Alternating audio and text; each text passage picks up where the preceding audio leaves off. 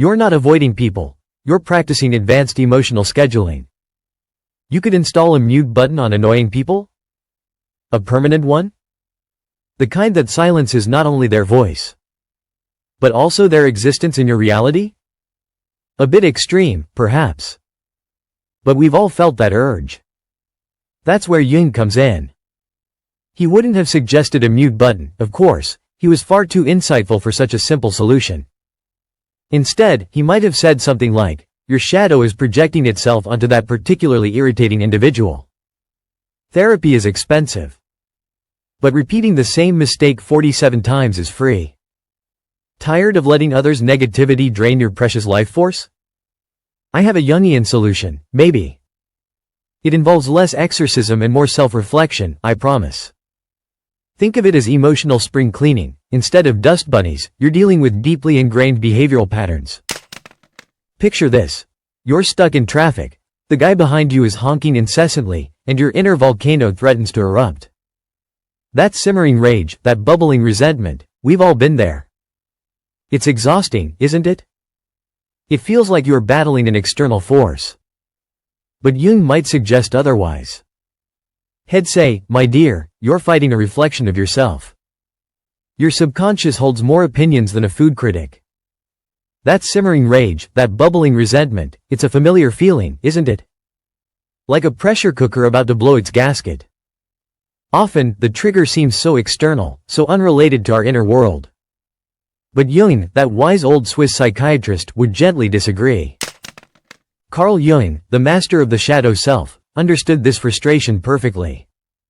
He didn't just analyze dreams, he analyzed the entire human experience, including the daily irritations that chip away at our sanity. He spoke of individuation, becoming a whole, integrated self.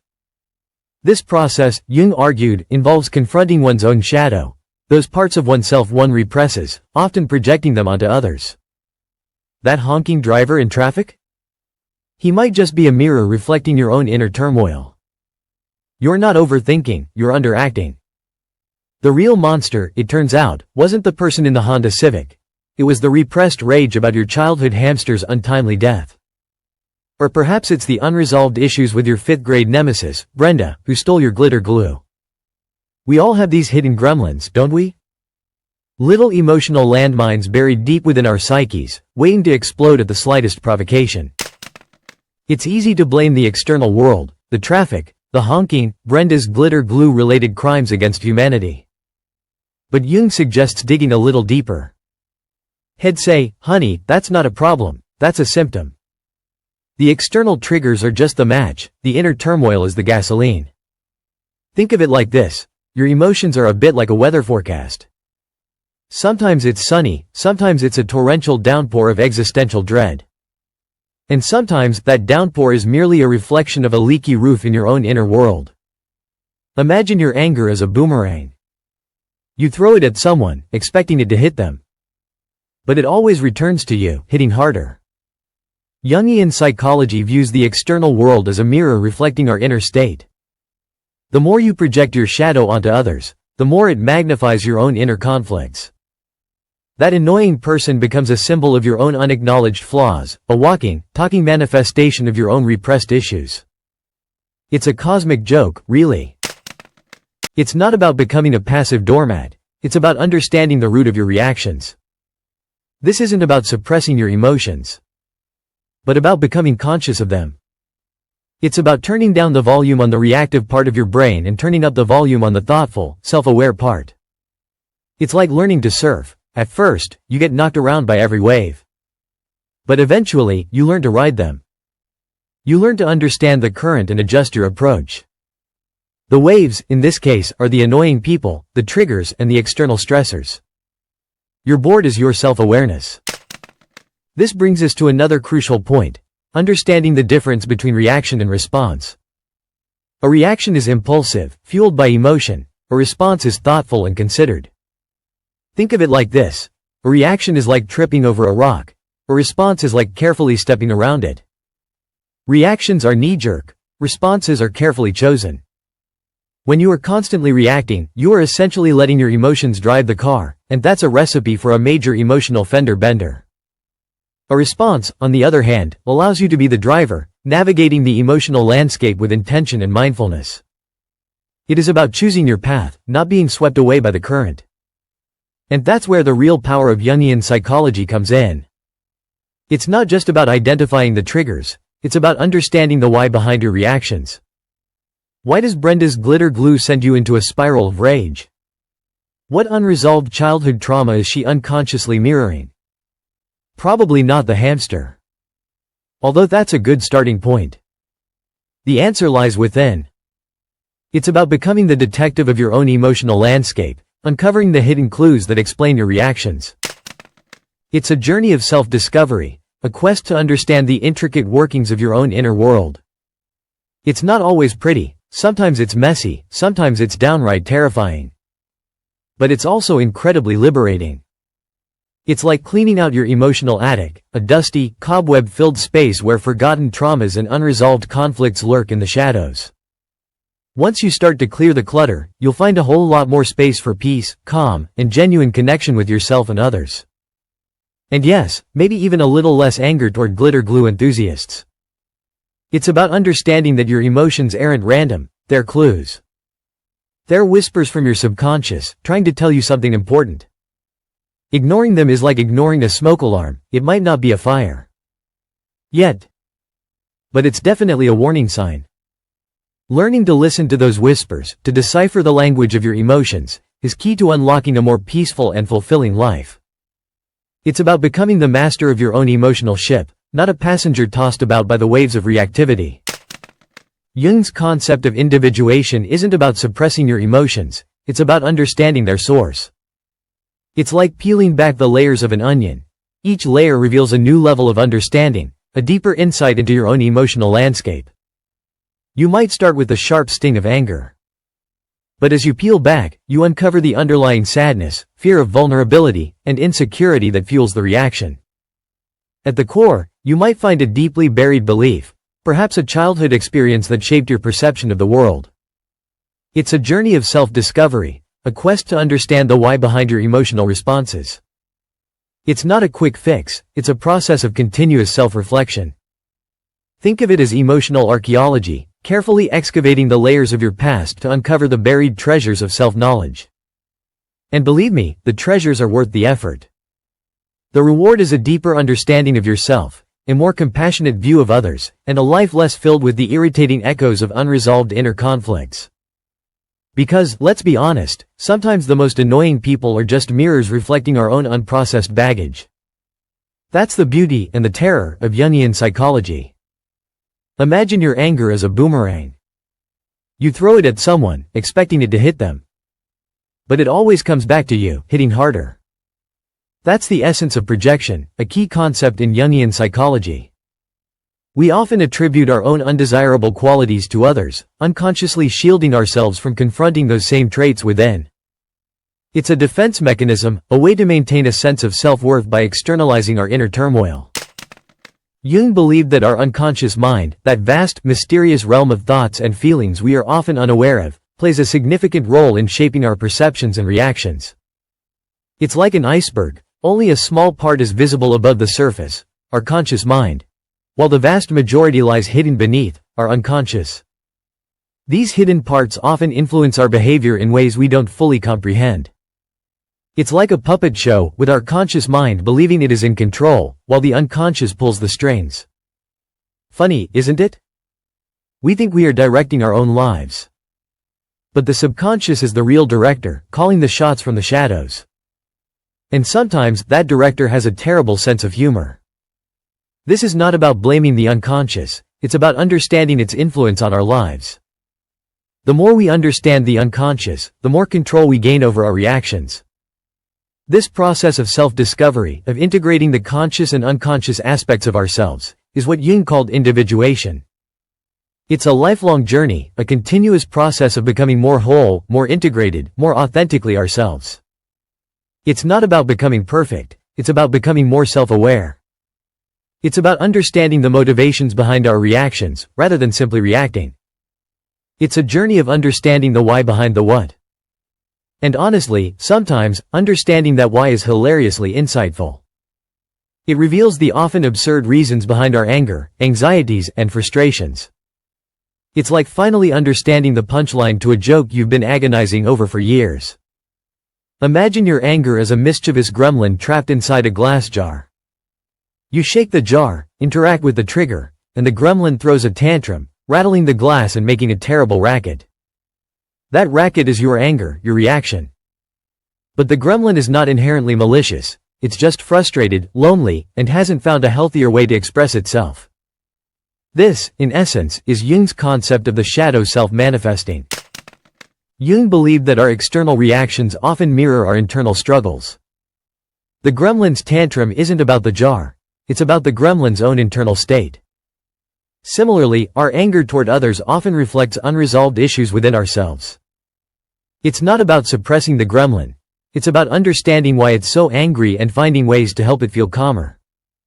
Maybe it needs a tiny therapist or a miniature yoga class, perhaps even a tiny anger management support group.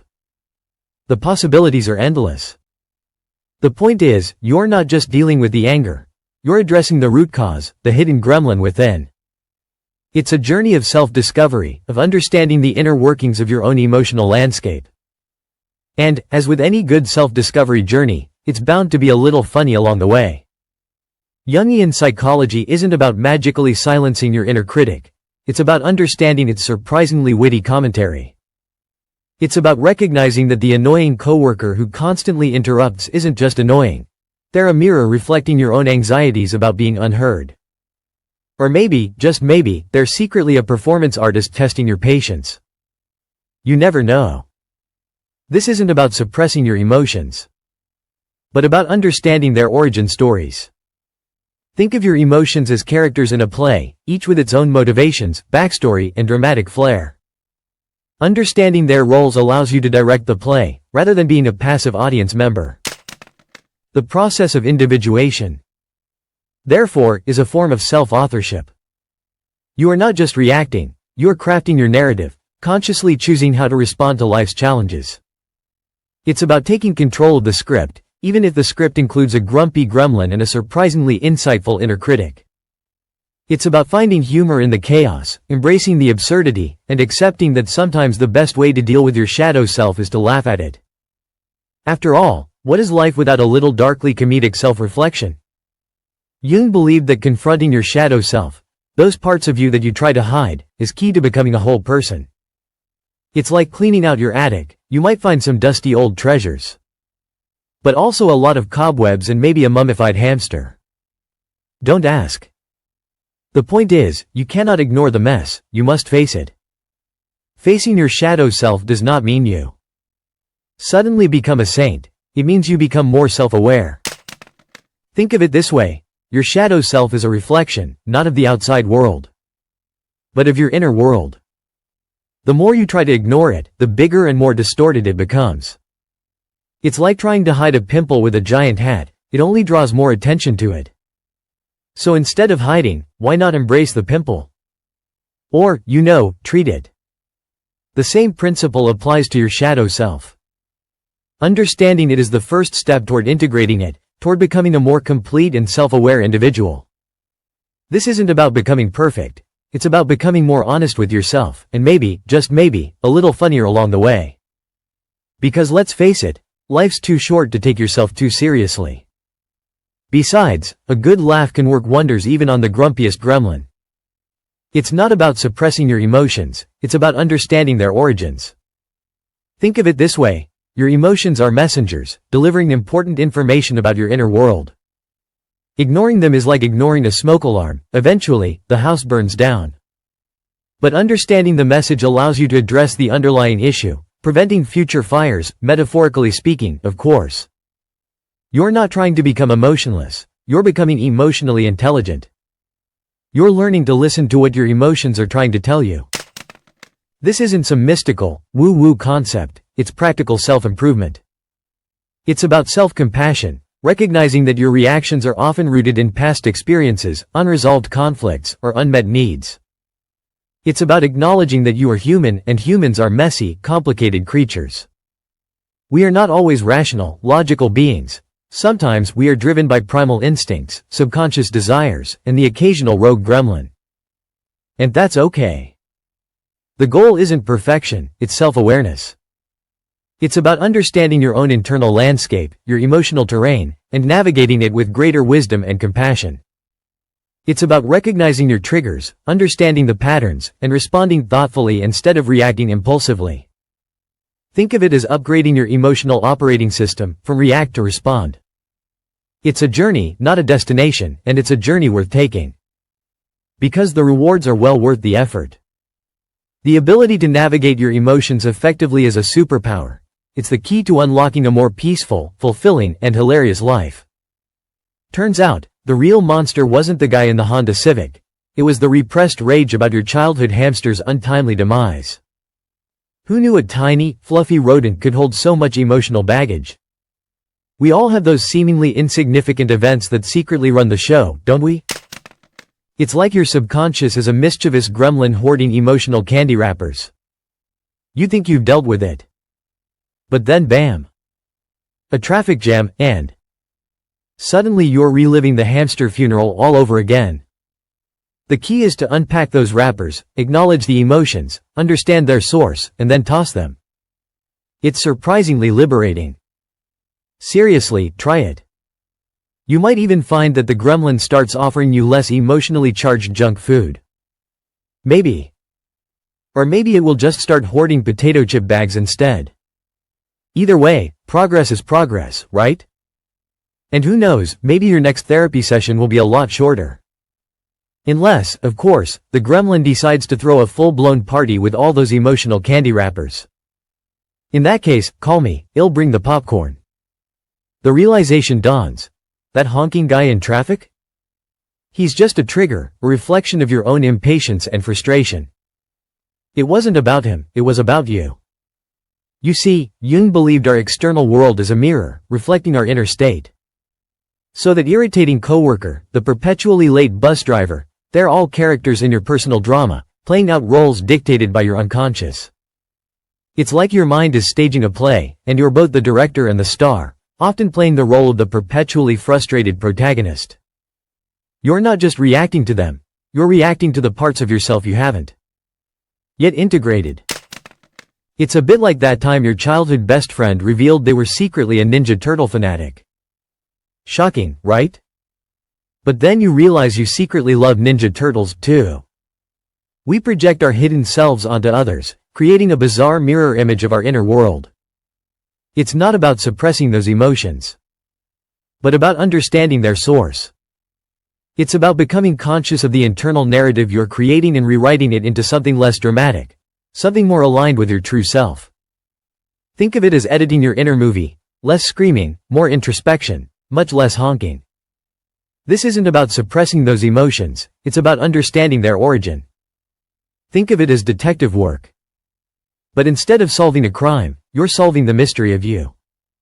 You're unraveling the threads of your own personal narrative, identifying the recurring characters, those annoying people, and understanding their roles in your inner play. Each trigger, each outburst, is a clue leading you deeper into your own subconscious. It's a journey of self-discovery, a quest for inner peace, one honk at a time. And sometimes, the journey itself is more rewarding than the destination. You might even find yourself laughing at the absurdity of it all. The more you understand your inner landscape, the less power external irritants have over you. It's like learning the secret code to a frustrating video game. Once you understand the rules, you can play the game better, you can even start to see the humor in the glitches. Suddenly, that honking car isn't a personal affront. It's just another pixel in the larger game of life. And maybe, just maybe, you'll start to appreciate the beauty of the unexpected, the humor in the chaos. The world might still be a little chaotic, but you'll be better equipped to navigate it. Because you'll finally understand the map of your own mind. Once you understand the rules, you can play the game better, you can even begin to see the humor in the glitches. It's about recognizing the patterns, the recurring themes in your emotional responses. Are you always triggered by loud noises? Maybe there's a hidden fear of losing control. Do slow drivers send you into a rage? Perhaps there's an underlying impatience with life's delays, a deep-seated need for things to move faster. These aren't just random reactions, they're clues to your inner world. They are breadcrumbs leading you to a deeper understanding of yourself. Think of your shadow self as a mischievous gremlin hiding in your attic. It whispers negativity, amplifies your anxieties, and projects your insecurities onto others. But once you shine a light on it, the gremlin loses its power. It's not about banishing the gremlin. It's about befriending it, understanding its motivations, and integrating its energy into your whole self. This process isn't about becoming emotionless, but about becoming emotionally intelligent. It's about mastering your inner world, so the outer world becomes less of a battleground and more of a playground. A playground where you can appreciate the absurdity of it all, even the honking Honda Civics. Because, let's face it, sometimes the best response to chaos is a hearty laugh. The annoying person becomes a symbol of your own unacknowledged flaws, a mirror reflecting your own unprocessed emotions. It's like that time you blamed your roommate for your messy apartment. The mess wasn't their fault, it was yours. You were simply projecting your own disorganization onto them. This is the core of Jungian shadow work, accepting responsibility for your own emotional landscape. You're not a victim of circumstance, you're the author of your experience. This isn't about suppressing your feelings, it's about understanding their origin. Anger, frustration, resentment, these aren't inherently bad. They're simply energy that needs to be directed, understood, and ultimately integrated. It's like having a wild, untamed garden. Instead of trying to eradicate the weeds, you learn to cultivate the soil, nurture the healthy plants, and find a way to incorporate even the weeds into a more balanced ecosystem. It's about finding harmony, not perfection. The journey of self-discovery is messy, unpredictable, and often hilarious. It's filled with unexpected detours, frustrating roadblocks, and moments of profound realization. But the rewards? A life less reactive, more intentional, and filled with a deeper appreciation for the wonderfully bizarre dance of human experience. Think of it as upgrading your emotional operating system, from react to respond. This isn't about becoming a Zen master overnight, it's about incremental progress. Think of it like learning to ride a bicycle. You'll fall a few times, scrape your knees, maybe even curse the invention of bicycles. But with practice, you'll find your balance, and the wind in your hair will become far more enjoyable than the sting of asphalt on your skin. Jungian psychology isn't about avoiding conflict, it's about navigating it with greater self-awareness. It's about recognizing your triggers, understanding your reactions, and choosing your responses consciously. It's about shifting from reactive to responsive. It's a journey of self-discovery, a process of becoming more fully integrated and less easily triggered. It's about understanding that the external world reflects your internal state. So, that honking Honda Civic isn't just a car. It's a mirror showing your own impatience, your need for control, and your frustration with life's unpredictable nature. Once you see that reflection, you can begin working on it, cultivating a more peaceful and balanced inner world. The journey may be bumpy, filled with moments of frustration and self-doubt. But the destination is a life less reactive, more intentional, and profoundly more peaceful. It's about accepting the chaos, imperfections, and the occasional honking Honda Civic, and finding humor in it all. Because, honestly, isn't that what life is all about, a chaotic, unpredictable, and often hilarious journey of self-discovery? It's about learning to see patterns and recurring themes in your emotional responses. Do certain types of people consistently push your buttons? Do specific situations always lead to the same frustrating reactions? These aren't random occurrences. They're clues, breadcrumbs leading to a deeper understanding of your own shadow self. These triggers, annoying people, and frustrating situations are like little mirrors, reflecting back the parts of yourself you've been trying to ignore, repress, or project onto others. Think of it as a detective novel. You're the detective, your emotions are the clues, and your shadow self is the culprit. By carefully examining these clues, understanding the patterns and triggers, you can begin to unravel the mystery of your own reactivity. It's not about blaming others, it's about understanding the underlying dynamics. It's about recognizing that your reactions are not solely determined by external factors, but are also shaped by your own unresolved issues, unacknowledged fears, and deeply ingrained patterns of behavior. This isn't about suppressing your emotions, it's about understanding, accepting, and learning to respond to them with greater awareness and compassion. And yes, sometimes that means laughing at the absurdity, especially when you realize the source of your irritation often reflects your own inner chaos. The goal isn't to eliminate all anger, but to transform it, understand its roots, and respond with greater wisdom and self-compassion. Think of your shadow self as a mischievous gremlin living in your attic. It throws tantrums when you least expect them, making you snap at the barista for forgetting the oat milk or lash out at your partner for leaving the toothpaste cap off. This gremlin isn't inherently evil, it's simply misunderstood. It's the collection of suppressed emotions, unmet needs, and unresolved traumas you've tucked away, hoping they'll magically disappear. But they don't. They fester and manifest in unpredictable ways, often targeting the least deserving, those innocent bystanders in your daily life. The honking Honda Civic driver becomes the perfect scapegoat for your inner gremlin's frustration. You project your pent-up energy onto him, blaming him for your internal turmoil. But the truth is, he's just a convenient target. Your true work lies in understanding and taming your inner gremlin. This isn't about becoming a saint, passively accepting every annoyance.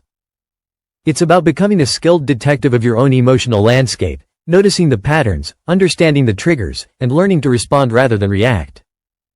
It's about self-compassion, not self-flagellation. It's about acknowledging the gremlin, understanding its needs, and finding healthier ways to express its frustrations. Perhaps it needs a good workout, a creative outlet, or a serious therapy session. Maybe it just needs a hug. The journey to inner peace isn't a sprint, it's a marathon. And sometimes, you'll trip, fall, and maybe even throw a few metaphorical tantrums of your own. But that's okay, it's part of the process. It's about learning to laugh at your own imperfections, embrace the chaos, and find the humor in the everyday struggles of taming your inner gremlin. Because let's face it, life is messy, and sometimes the best way to deal with the mess is to laugh at it. After all, who needs a mute button when you can find humor in the absurdity of it all? The beauty of Jungian psychology lies in its ability to offer not just solutions, but also an understanding of why you react the way you do. It's like discovering the hidden script behind your life's puppet show. You suddenly see the strings, the puppeteer, that's you, and the clumsy performance your inner gremlin directs. Instead of lashing out at the puppet, you begin to work with the puppeteer, learning to control the strings and craft a more harmonious performance. Think of your shadow self as a neglected garden. It's overgrown with weeds, those repressed emotions and unresolved issues. But it also holds the potential for beautiful flowers. By tending to this garden, by acknowledging and understanding the weeds, you can cultivate the flowers, allowing your whole self to bloom. This isn't about eliminating the negative aspects. It's about integrating them, finding balance and harmony within yourself. It's about realizing that even the weeds have a place in the ecosystem of your being, contributing to the overall richness and complexity of your inner landscape. And that, my friend, is a truly beautiful thing. It's not about becoming a passive doormat, it's about becoming the conductor of your own orchestra. You still have all the instruments, your emotions, your reactions, your impulses. But now you're learning to orchestrate them, creating a symphony instead of a cacophony. You're learning to understand the nuances of each instrument, to know when to let a particular emotion play softly and when to let it crescendo. This isn't about suppressing your emotions, it's about understanding their source. It's like tracing a river to its source. You might find a trickling stream, a small spring, or even a hidden underground aquifer. Once you understand where your emotions originate, you can manage their flow, redirecting it, damming it if necessary, or simply appreciating its natural beauty. Understanding your shadow self isn't about self-flagellation, it's about self-compassion. It's about acknowledging that we all have flaws, that we all have parts of ourselves we'd rather not acknowledge, and that's perfectly okay. In fact, it's human. This acceptance of inherent imperfection allows for true growth and self-acceptance. The journey isn't about perfection, it's about progress, about learning to dance with your demons instead of fighting them. Sometimes, that dance is hilariously awkward. But it's also deeply liberating. This isn't about becoming a Zen master, immune to all irritation. That's a fantasy perpetuated by overpriced meditation retreats. We will all have moments of frustration, moments when someone cuts us off in traffic or spills coffee on our favorite shirt. The difference lies in how we respond to these moments. Instead of letting our shadow self hijack the narrative, we become the directors of our own emotional films. It's about choosing our reactions, choosing how we want to frame the situation. Is that guy honking a jerk, or is he just having a really bad day? Maybe he's rushing to the hospital. Maybe his dog just ate his homework. Okay, maybe not the homework. But you get the idea. Perspective is everything. It's the difference between seeing a glass half empty and seeing it as a perfectly good opportunity to refill it with something stronger. This isn't about ignoring our feelings, but about understanding them. Anger, resentment, frustration, these are all powerful emotions, and they are not inherently bad. They are signals, messages from our subconscious, telling us something needs attention. The key is to listen to those messages without letting them dictate our actions. It's about finding the wisdom within the anger, the insight within the frustration. It's about turning down the volume on the noise and listening to the quiet voice of our inner wisdom. It's about becoming the master of our own emotional symphony, not just a passive listener. This isn't about suppressing our feelings, but about understanding their source. It's like deciphering a cryptic message. The anger isn't the message itself, but a clue to a deeper, more nuanced truth about our inner landscape. Suddenly, that honking in traffic isn't just noise, it's a siren song, a call to explore the hidden depths of our own impatience. We begin to notice patterns. Certain people or situations trigger specific reactions, revealing hidden anxieties, insecurities, or unresolved conflicts. The turning point comes when you realize that the external world is merely a mirror reflecting your internal state. That annoying coworker, the slow driver, the barking dog, they are not the problem, they are merely highlighting areas needing attention. This is a profound shift from blaming external factors to accepting responsibility for your emotional responses. It's not about becoming a passive doormat, but about becoming a conscious participant in your own emotional life. This newfound self-awareness allows you to respond rather than react. Instead of erupting in anger, you pause, breathe, and observe. You begin to choose your response, based on understanding, not just on immediate emotion. You start to see the humor in it all, the irony of how our own internal chaos projects onto the external world, creating a wonderfully chaotic and often hilarious reflection of ourselves. The universe, it seems, has a peculiar sense of dark humor.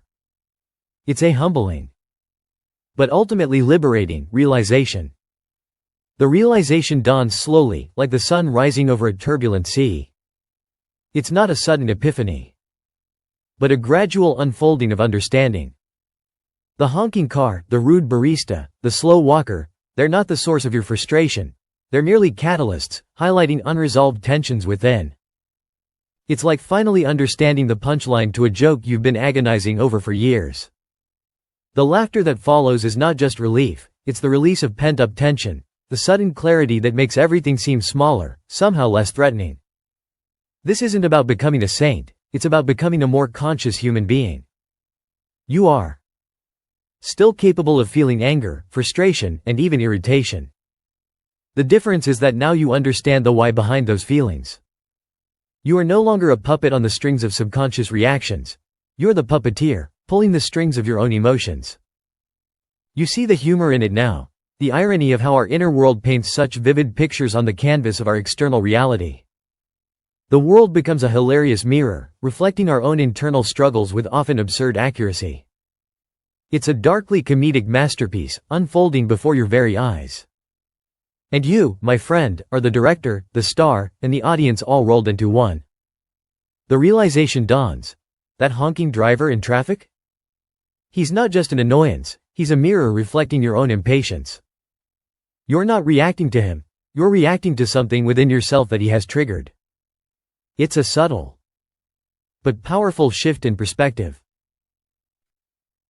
Suddenly, those seemingly random irritations begin to reveal patterns. Certain types of people consistently push your buttons, highlighting specific insecurities or unresolved conflicts. It's like a personalized psychological Rorschach test, revealing hidden aspects of your personality you may never have considered. The insights can be both illuminating and a little terrifying. This isn't about suppressing your emotions, it's about understanding their source. It's about moving from reactive to responsive behavior. It's about becoming the director of your own emotional orchestra, conducting your inner symphony with awareness and intention. You can still feel the emotions, but you are no longer at their mercy. You are in control.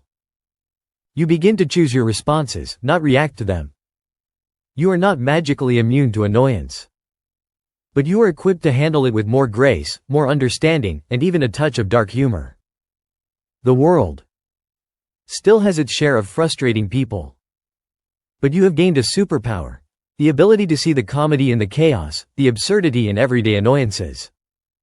And that, my friend, is a truly liberating perspective. So, how to never get angry? Simple. Become so self-aware that everyone else seems hilariously predictable. It's like watching a badly written sitcom. You know exactly what's coming next, and you can't help but chuckle at the predictable absurdity of it all. You have become the audience, not an actor in their drama. Mastering your inner world makes the outer world a whole lot less irritating. It's not about suppressing your emotions. Oh no, that's like trying to stuff a grumpy badger into a tiny suitcase. It'll just explode eventually. Instead, it's about understanding them, recognizing the patterns, the triggers, and the underlying anxieties that fuel those reactions. It's about befriending your inner badger, not fighting it. Think of it this way: anger is like a poorly aimed dart. Before, you were throwing it blindly, hoping to hit the target, the annoying person, but mostly hurting yourself. Now, you're aiming with precision, understanding the trajectory of your emotions, and choosing not to throw the dart at all. You're not suppressing it, you're redirecting it. You're choosing peace. Ready to explore your shadow self? Grab a journal and begin documenting those annoying triggers. What situations consistently push your buttons? Who are the people who seem to effortlessly irritate you? Don't judge yourself, just observe. This isn't about self-flagellation, it's about self-discovery. It's about understanding the patterns in your emotional responses. It's about getting to know your inner grumpy badger a little better. This isn't a quick fix, it's a journey of self-awareness. Think of it as a treasure hunt for your own inner wisdom. The treasure? A more peaceful, less reactive you. It might take time, but the rewards are immense.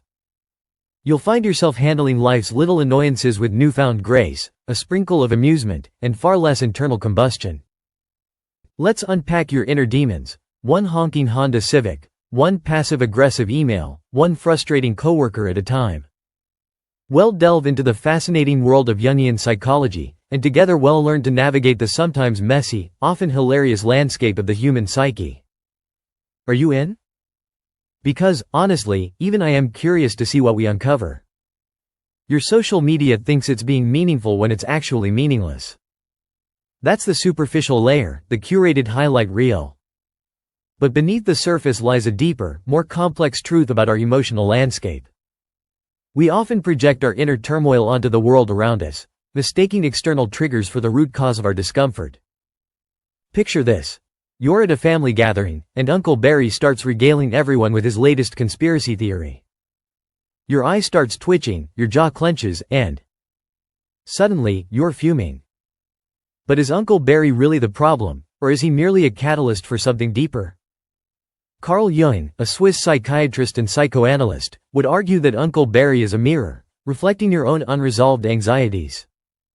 Jungian psychology suggests that our shadow selves, the parts of ourselves we repress, often manifest as projections onto others.